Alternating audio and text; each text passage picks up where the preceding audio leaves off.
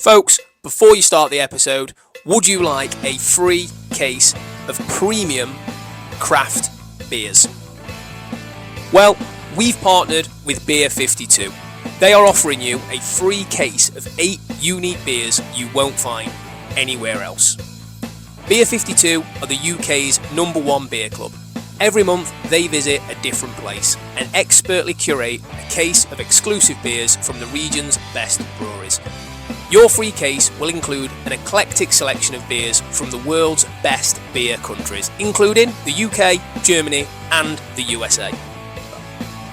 If you want to take advantage of this great offer from myself and Tom at Boxing 365 and our new friends at Beer 52, then make sure to use the QR code on screen or the link in the description, and for just the cost of some delivery, you can get yourself a free crate of premium craft beers.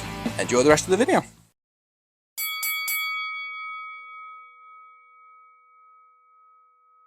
Hello everybody, welcome back to the latest episode of Next Card on the Deck with Boxing 365. Just made a mess of that, but we'll carry on with Tom and Dan at Boxing 365. This one is Nathaniel Collins and Cristobal Lorente 2, which is courtesy of Frank Warren and Queensbury Promotions at the Ovo Hydro in Glasgow. Before we get on, Yeah, you're having a mare. Before we I get wasn't. on, I was just stopping. listen. Before we get on, we are now partnered with Beer 52. Beer 52 are lovely people. They provide free crates of beer for your first box if you click the little link below. To try their amazing craft premium beers, and we like drinking them a lot. They're very good. It's free. Pay some delivery. If you don't like it and it's not your cup of tea, it's free to cancel. No stress. No tie-in. It's not like them other people that the TV places I'm not going to name that tie in for 15 years. Great service. It's brilliant. I love it. And you get corn snacks, and I love corn snacks. True. Also, I want you all not to do any subscribing. None of that. I want you to just let Dan know that we do an okay job. Because sometimes Dan gets a bit disillusioned and feels sad. So if we can all take a minute to wish Dan a really happy day. Just say, we love you, Dan. We love you. And he will be happy. Okay. What's the main event again? The main event, Collins Lorente for the WBC Silver. Obviously, last time out, they had a draw. They did. It was an unusual one, actually, because I kind of expected that Collins was going to... I know we spoke about... We actually sat and discussed all of the things Collins was going to do after that fight. I think we did, yeah. And, well, what we didn't ever speak about was what Collins was going to do after that fight was have the same fight. Yeah. And here we are. And I am now much more conflicted than I was after the first fight. But I'm also a lot more interested than I was in the first fight. I would agree, yeah. Because I don't think we've learnt that Collins is at a level not able to compete. I just think we've got a fighter in Cristobal Lorente who, yes, he's coming off now 2 draws back to back. Yep. But he's good. Yeah, he's He's good. good. He's capable. He throws good volume. We saw it in the first fight. What an engine. Yeah. What an engine. Fair play to Collins as well. He was fit. Great little fight. I mean, this one's not for the EBU, I don't believe. There was no confirmation of that anywhere from what I could see on No, BoxRec. I didn't see any of that. So I believe it is only for the WBC Silver, which is massive. Pretty much guarantees them a top 4, top 5 spot in the rankings. So interesting. Yeah, it is interesting. I think from the last fight to this fight, it really just depends who's done the more, maybe more learning. I mean, they're not prospects. They're not necessarily in a learning stage of their career, but they are approaching that world scene. So there is still things to learn. And I think whoever has come out of that last fight, having learnt the most or have been prepared to go back into training and work the hardest, will probably see being the winner.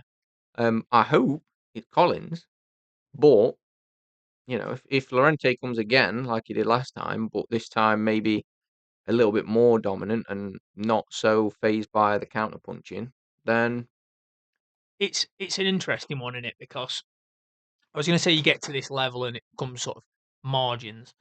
And I don't mean this level as in world level, because we don't know quite yet No. what level. But once you get 2 fighters who are so evenly matched, at least from what we know. You've either got to go out and work that a little bit harder Yeah. than your opponent, or be willing to change it up, be willing to roll the dice, risk it. And I think one thing we saw in the first fight is no one had a plan B. No, not It really. wasn't a plan B. And look, that's not a disregard to the fact that it was a brilliant fight. I really enjoyed the first fight. I just think you need a plan B. And the realism of it is, I don't know if Lorente's got the ability for a plan B. And that's okay. But I don't think he's got the ability. He comes forward, he's got good volume, he's quick, he's okay on his feet. But the realism of it is, he's never going to out chess match a Nathaniel Collins, not from what we've seen and what we know. No. Collins can stand and trade, because all boxers can stand and trade. But he's also a superb counterpuncher, and I don't think he utilised that enough in the first fight. Probably inexperience, even potentially the fact you've got the homecoming. You know what it's like. Well, say we don't know what it's like. Yeah, I've been under the big lights. Yeah, Yeah, yeah, these big full lights. And I just think if one of the teams have been ballsy enough to switch the game plan a little bit, yeah, that's going to be for me the difference, because are both going to come in and go, right, we kind of expect this to happen, and they're going to make certain plans and certain sacrifices and adjustments to allow for what they might do a bit differently. yeah. Come in, mix it up. Collins is a southpaw, maybe come in as orthodox. I know that sounds basic, Mm. but come in and do something. We've never seen Collins fight from orthodox, so there's probably a real chance he can't. But maybe switch up them angles You know, instead of dropping down to the left, drop to the right. Instead of taking half a step back, maybe plant your feet a little bit. Like, I mean, yeah. again, I know it's easy for us to say because I've never been punched in the face, Mm. but that's kind of my point. Anyway. You know what I think is interesting about what you said there? It's a different example, 100% different example. But when Lee Wood just fought Warrington again, Yeah.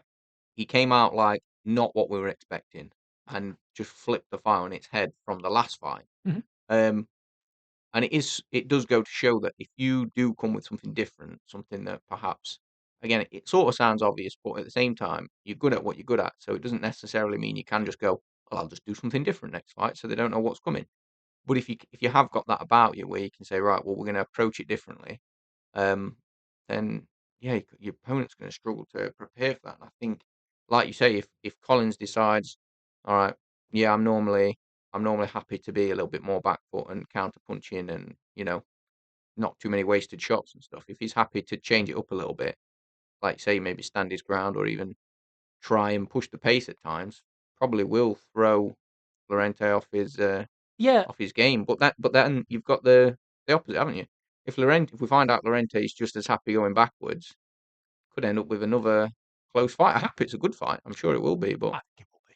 I think we see it a lot in boxing, and you see fighters that haven't got next that plan, that next gear. yeah, And it was Lee Wood's a great example. And obviously he stopped Warrington in the first fight. He was fighting from that southpaw stance, switched, it worked. When right, well, we know that that's effective, but let's not go in there looking for the killer punch. We know that Josh struggles to break that range when I'm fighting out southpaw, and he did the whole night. Don't get me wrong, Josh Warrington probably not at his best, but he didn't get close. mm, Deontay Wilder, what again, it sounds horrible, but sorry, use him as an example, a bit of a one-trick pony. So when people like Tyson Fury, Joseph Parker, and the likes, Zhilei Zhang, realise that if you push him back, don't particularly like it. He's not brilliant on his feet. He's never particularly well balanced. Yes, he's still got the big right hand. Saw that against Robert Helenius. Caught him. Night, night, Robert Helenius. yeah, But he doesn't like that. Now, for me, with this one, what we need to see from Collins, and we are going to be a little bit Collins biased because we want Collins to win. yeah, But for me, what I want to see from Collins is go out there, maybe switch up a few of the little things, make you a little bit harder to read, probably push, like you say, I think it's good. Maybe plant your feet, push Lorente back a little bit, see what he's like on the back foot. If you don't like it, brilliant. You've got yourself a bit of a game plan. If he adjusts to it, no problem. yeah, Take half a step back, let him come forward again. And I think that's where the rounds come in. I think if you're able to switch up your game plan, control the pace, and if you're able to decide when your opponent goes backwards and goes forward, you've won half the battle. yeah, And Collins is a good enough counterpuncher that if he's able to control that range, whether that be going forward or going backwards, he'll be absolutely fine. Yeah. You've seen it against the opponents he's beat. Lee McGregor is not an easy night's work. Lee No. McGregor's a brilliant little fighter. And he stopped him, and he stopped him in dominant fashion. They both share the same opponent in his name, Grandelli. Grandelli. Yep.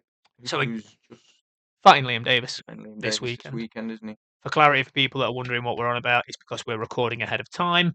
Yeah. This weekend is the weekend of the 28th of March.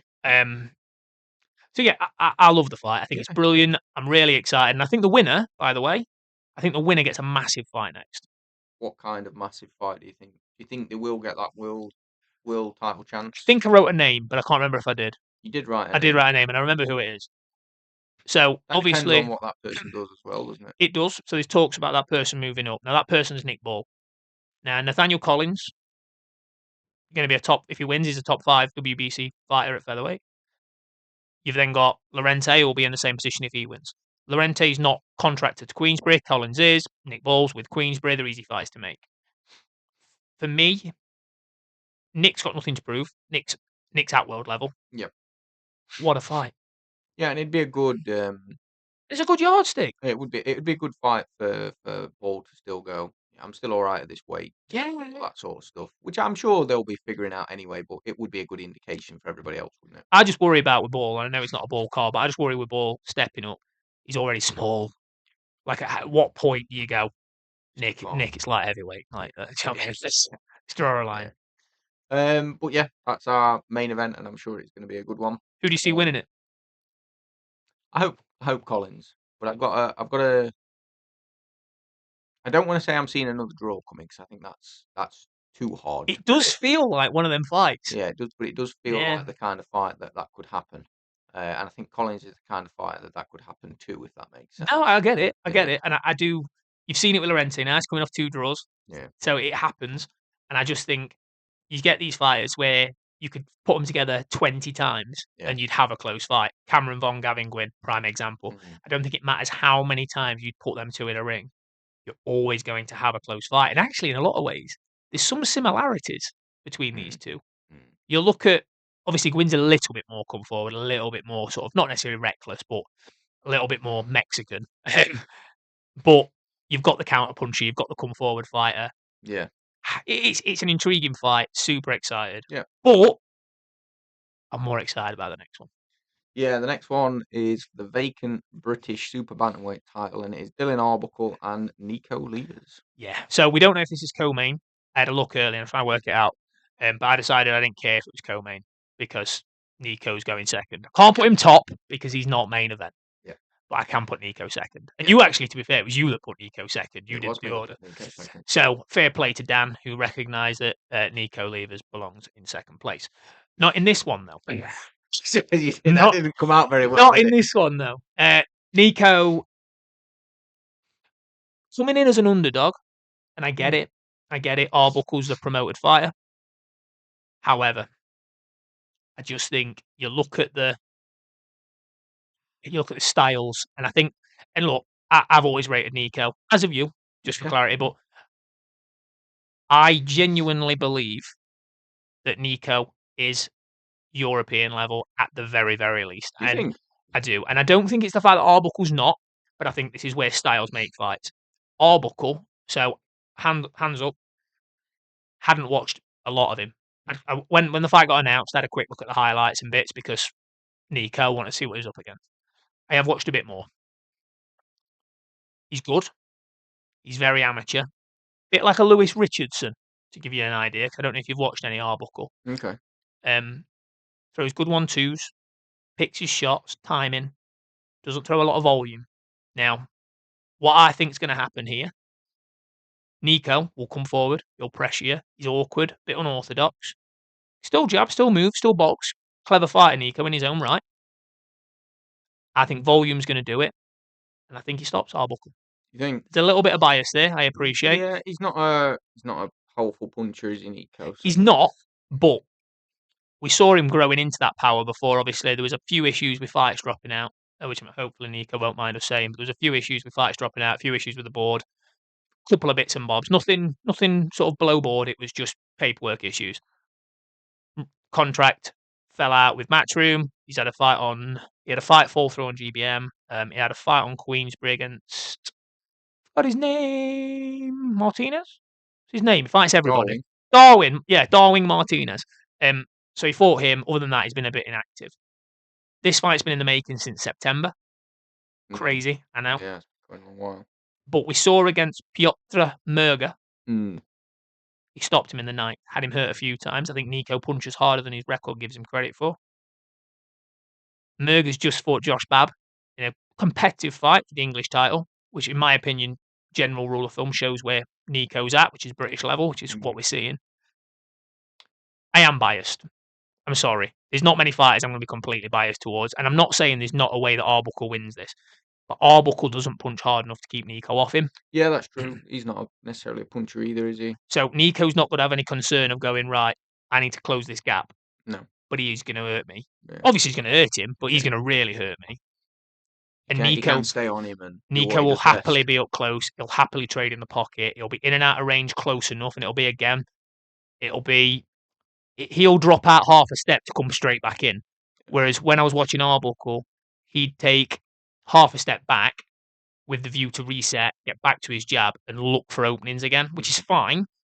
But I just think against a fighter like any fighter that wants to come forward and pressure you, unless you've got that power to get the respect, you're going to get walked through. I'm not saying he's going to walk through him, but I guess I'm saying he's going to walk through. Guys, this one, I just want to make it abundantly clear, I'm biased.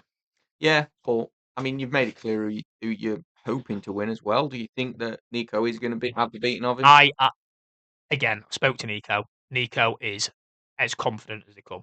I had a conversation with Nico, and I'll be honest, it just got to the point where I blame Nico for getting carried away, but it was probably me. We ended up talking about potentially a new way. Brilliant. Right. Yeah, that is a little bit. We settled on Nakatani for clarity. The easier one. Right. I mean, fingers crossed for Nico, because if he does win that and picks up a British title, wow, that's really something special, isn't it? This kickstarts his career. Yeah. Because it has gone a little bit, and he'll admit himself, it's gone a bit dry. Mm. But this puts a target on his back. And there is some big fights at Super Bantam, and even bigger fights up at featherweight if he wants to make that jump potentially. Huge. And see how this weekend goes. This weekend of boxing goes. Yeah, not this week. This weekend. Fingers crossed. Like I say, if you can pick it up, then. What do you mean fingers crossed? Do you not believe he will? No, I think he's got the skills to do it, but I think it's probably. I think you're slightly more influenced by bias than I am. Roasting at goggles. A little bit. I'm not saying. I'd probably say, if you're asking me to put my chips down, I'd be putting them down for Nico. Would you? But Good. I think it's probably closer than you're suggesting. I think it'll be competitive. Listen, We'll see. Nico's like Dalton. Oh, I'm not doubting that he's gonna go and make it. I think it'll be what I can say for sure. What I should have said. I've already picked Fittest Fight of the Night, but that's because No, I'm just saying what I should have said is that it's going to be. I anticipate it'll be a great British title fight. 100%. They always are. Great British title fight. We've been spoiled by British title fights, English title fights. TKV, Adelaide as one. We are going to move on though to Aston Brown, Sam Gilly. Aston Brown was obviously last out on the. Well, was he last out? Yeah, Paul Keane. No, was that his last fight on the Collins Lorente undercard? Yeah, it was. Yeah, for the Celtic title or something. Might have been, yeah, might have been. But yeah, looked pretty good in that fight. I think the thing that I would point out about this is that this feels like a huge jump. This is where I was at a little bit. Yeah. You're talking about Sam Gilly, who's a former Commonwealth and English super welterweight champion. Again, fair dues, super welterweight, but this is going to be his first fight at middleweight. But you still got to respect the level that he's fought at. Good opponents. Losses again coming to good opponents. Ishmael Davis, Danny Ball. So yeah, I don't know. I feel like Sam Gilly's a tough fighter. I think at middleweight, well, that's the biggest thing, isn't it? Whether he suits it at middleweight. I like the Aston story. Didn't used to. No, I did. I made a joke about it and you got angry about me. But he's been really active last sort of 18 months. fought in 3 really good fights against really good fighters in their own right, sort of area, sort of mid-domestic level. Keane was, I think we called that the fact that realistically Keane was past his best. Obviously, I know Brown's getting on himself. I think he's 35, 36. Gilly's a big step. He's a big step. Like, I'm not saying that you beat Sam Gilly, you're at world level. You're Oh not. no. You're not. But the guys you've been beating are area English level. Gilly, despite not winning that British title against Ishmael Davis, I'd say Ish was a good level British champion. Mm. You'd agree, wouldn't you? Yeah. Came close. It was a tough fight. It was close. It was competitive. I think Gilly's at British level. I think if he goes and proves that he beats Sam Gilly, even with the weight question marks, I think you're right up there for some massive fights at middleweight. I'd like to see him fight Lidard if he wins. Personally, yeah, 100%. He's not got long on. He's not got long. He's not got long from a time point of view. George Lidard's made it no secret that he wants the British title outright. Yeah. So he So got to defend it 3 times. Yeah. Defended it once, obviously. Again, not to confuse any dates, but recently. Yeah. He needs another. 35-year-old Aston Brown. He'd favour himself there, wouldn't he? That's quite a good call actually, because as well, you're getting a different flavour of fighter to what you've had Yeah. with Denny and what you had before that with Conway. So that would be quite interesting. There's another fight I'd like for Lidard as well, but it's a really tough Isn't a one. lid hard call. It's not, but I just wanted to mention it. It's another card that's coming up this weekend. Not this weekend after this card, but this weekend in real life. And that is the winner of Shaquille Thompson, Brad Pauls. I think that'd be a banger. I think that might be a bit of a gamble because they're both very good Mm, and very established names. yeah. But they're probably not any better than Kieran Conway or Tyler Denny. So many questions. Do you think Aston Brown beats Sam Gilly? It's so hard to say, isn't it? Because of the um the move to middleweight for Sam Gilly. It's hard to really say. You'd have to favour his experience and level Mm. um over that of Aston Brown, but we don't necessarily know what sort of point that Aston Brown's going to reach. You've also pointed out very fairly that he's had multiple fights in the last 18 months, which he's stopped all of them. Yeah. And it's like, that's a good momentum to carry into a fight, whereas Sam Gilly's not really got as much of that. It's coming So, off a loss as well. yeah, so it's like, well, coming off a loss, moving up to a different weight, coming up against somebody who's got momentum. I think it will be a good fight, but I anticipate Aston Brown will probably win, even though it is a big jump. Yeah. I think he probably will win. He was going to be more comfortable at the weight. He's clearly got the power to stop people at the weight. We don't know how Sam Gilly's going to feel here. So I do think he might win. I think it'll be a good fight though. I'm going the opposite way, and I'll not spend too long on it because we've got another fight to go over, I believe. Yep. So I think Gilly will win it, and the reason being is I think Gilly prefers being the underdog. Mm, He's on away soil. He's up in Scotland, up across the border. Obviously, Aston Brown, I believe, is from Glasgow. yeah. I believe it is. So he's going to be on away soil. He's going to have the hostility. We've seen it against Louis Green. Sam Gilly came in as an underdog when they fought for the Commonwealth. Louis Green, really tough fighter, really tough. Like anyone want go and watch some highlights. Like genuinely a good watch. And then went over to Saudi, fought Jack McGann. Again, stopped him. Looked brilliant. I just think Sam Gilly at Spurs, the club he supports, on the undercard of Ben Eubank 2, Ishmael Davis, who was the matchroom fighter. There was Yeah. a hell of a lot of pressure on a fighter like that, and I think he's going to come in here. He's going to show his level, show his youth. He was always big at super welterweight, so I don't worry too much about the size. Mhm. And the jump isn't massive; it's No, £6, it's not so. so it's So not bad. it's not overly drastic. But yeah, it's going to be good for sure. But I will have to disagree. I think Sam Gilly's got this. Like I say, I feel like it is a big jump, but I don't know, something about that activity and those stoppages for Aston Brown. So I feel like that's Yeah, could be the decider. we'll agree to disagree on this one, I guess.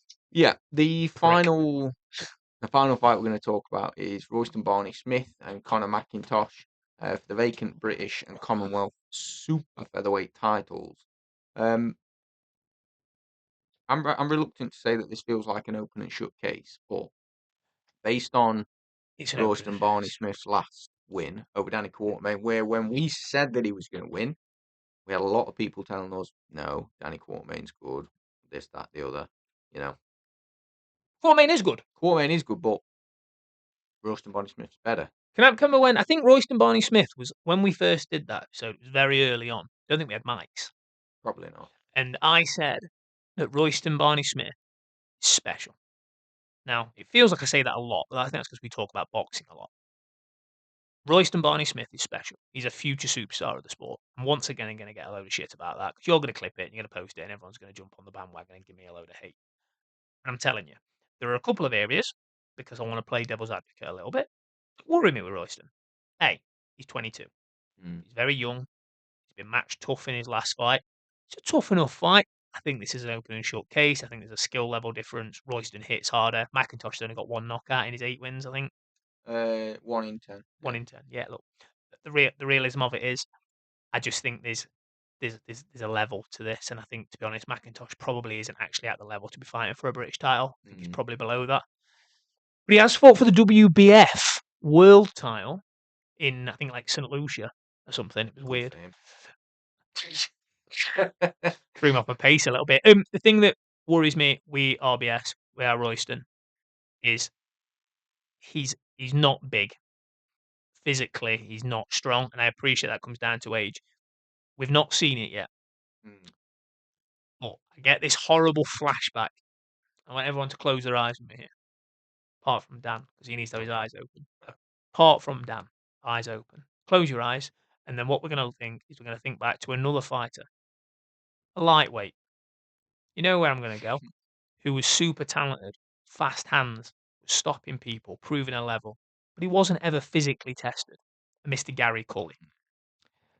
Got into the first time with a fighter who was, right, we need to test you now against a guy who's going to come forward, he's going to hit you, he's going to press on you, he's going to push on you, he's going to hit you with a low blow. He's going to do everything that you don't want him to do, but you need to learn. And he got bullied and just stopped. I'm not saying Royston would, but we've not seen any evidence that on the inside he's going to win that physical battle. And I just think you put him in there in what is a competitive division, but you put him in there with somebody of I can't give any names without going way too far up the list. Realistically, I just worry that he's at that point where you don't want him not to fight because you don't want it to become stale. Yeah. But you can't keep putting him in with kind of gimme fights. But at the same time, I want Queensbury to give him a bit of a chance to bulk out, maybe even possibly go up a weight and sort of really carry that strength. But that does worry me. But I do think he's special. I think he's exceptionally talented. It's not that fight. It's not this fight. That's No, going to be a God, problem. no. This guy's getting stopped. This isn't a fight to cause that problem. Not even close. It's a problem for the future, isn't Is this for the British title? British and Commonwealth. Is it? Vacant British and Commonwealth. Yeah. Yeah. I don't know. I think I could probably agree. I think he's probably gonna. I feel like this fight will be, in my mind, is made up. But yeah, like I say, he's just hoping that I'd rather we find out about that sooner rather than later. I think I'm the opposite to you. I feel like I'd rather in the next couple we get him in there with somebody who is gonna give him a bit of a test where we can go. Yeah, that's not that his other fights. Danny Quartermain. Not that that wasn't a test, but somebody who, in the way you described, is going to test him. Danny's not a puncher, is he? No, because then we can start to find out, right, okay, is that a problem or not? Because until you try, you're not going to find out whether it's a problem. Do you know what I mean? Yeah, and you are right, and it's difficult because But it's the balance. It's If you that- try and you find out it is a problem, because the thing is, I don't think it's a skill thing with him. I don't think it's a skill thing at all. It's a bit like we spoke about Justice Hooney earlier for another card, for the Fury card. Yeah. Justice Hooney has a problem of the fact that he's not a massively physical heavyweight, doesn't hit that hard, and unfortunately, because of that, there's going to be a ceiling to the level he can achieve. I'm not saying that's an issue yet, but if he doesn't fill out and get that, and he doesn't have to bulk up. Look at Sebastian Fundora. He's not a big fighter in regards to frame, but he's tall and he's able to still dictate pace. He's able still to compete, hold his own. I don't know if Royston can do that yet. But let's get through this and then we'll give him, I don't know, he can fight the loser of Tony Yoka and Lawrence Okolie. We'll really test his physicality. Right, we have come to the end of the card. Now, there are other fights, but as we've said previously, we're not going to talk through just because we are under a bit of pressure at the minute. We are. So, Tom, winners, starting off, Collins, Lorente, Collins. Nico and Dylan Arbuckle. Pointless. Nico. Royston, Barney Smith, Conor McIntosh. This isn't the fight, Royston. Yep. And then Sam Gilly. Yeah, Sam Gilly. I'm assuming you were going to say Sam Gilly. Yeah. So I it's think a Aston close fight. Brown's going to make that a tough fight. But No, that is a tough fight, and I'm going purely on what we go on quite a lot, which is the fact that you've got one fighter who's been out the ring for a while. There's a couple of good fights, don't get me wrong, and good level opponents against a fighter who's been there, done it, experienced it, picked up a loss. I think personally, picking up a loss is the best thing a fighter can do because I think you learn more about yourself in that than you'll ever will do winning through your career. And I just think Sam's probably going to have a point to prove. I hope so. Doesn't always pay out that way, obviously. Fair enough. All right, then your fight of the night though is going to be Nico Arbuckle. Yeah. Well, Arbuckle, Nico. I'll be fair. I think Nico's going to come out of that with his British title, and it's going to be well worth the watch. Well worth the watch. It's going to be an absolute banger. All jokes aside, it's going to be a clash of styles. You've got a fighter who's going to want to box from the outside against someone who's going to want to come in and take your head off, though that his record doesn't state that. It's going to be a banger. The realism of it is that or the main event for me. The main event's going to be really, really close. It's going to be a really tight fight. The Aston Brown Sam Gilly one's going to be a banger. Yeah, I think they're all good fights. Apart from RBS, I think he's going to walk through Porter McIntosh. Yeah, maybe. What about a card rating for this one? It's difficult, isn't it? It's not a next gen card. No, it's not a next gen card, but it's not a world level card. It sits somewhere in that middle, doesn't it? I like it, but I've got to be honest. Part of me wants to give it a really good rating because I love Nico. No, I think we're looking at another 6. I don't think it's a 6. You know? No, I think a 5's probably kind. 5's basically just bang average, though, isn't it? Yeah. Not poor, but not special. Average. Bang it middle. Maybe a little bit below average, to be honest. Collins, look, I like Collins Lorente, but not anybody who unless you watch boxing and you are an avid watcher of boxing or friends with Nathaniel Collins, it's probably not getting turned on. Fair enough. Sorry. As far as AI and ChatGPT are concerned, Collins is going to have the beating of Lorente. Arbuckle's going to beat Nico. RBS is going to beat McIntosh. And Sam Gilly is going to have the beating of Aston Brown. Not too different from yours. Apart from the fact that they've got the Arbuckle Nico one wrong. Yeah, apart from that. But thank you once again, everybody, for watching. Make sure to like and subscribe and comment. Let us know what you think. And be nice to Dan. Apparently, you've got to be nice to me. Make sure to get your creative beer and let us know if you have got it, what it's like, whether you've enjoyed it. And we will see you on the next video.